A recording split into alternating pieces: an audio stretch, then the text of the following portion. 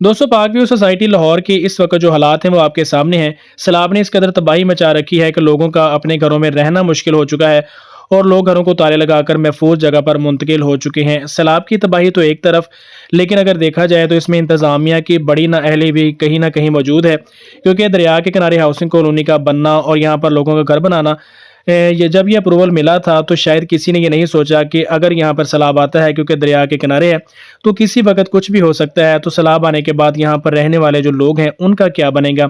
अलीम खान साहब की जो सोसाइटी है, इमरान खान साहब के दौर में एक बार इसको पास करवाने और अप्रूवल के लिए कोशिश हो चुकी थी, लेकिन इमरान खान साहब ने यह कहकर इनकार किया कि ये दरिया के किनारे है, रिस्की मामला है, इसलिए यहाँ हाउसिंग कॉलोनी नहीं बन सकती। लेकिन उसके बाद हुकूमत बदली, हालात बदले और आने वाली हुकूमत ने अलीम खान साहब को अप्रूवल दिया और यहाँ पर पाक व्यू सोसाइटी के नाम से एक बड़ी कॉलोनी बनी, महंगी कॉलोनी है।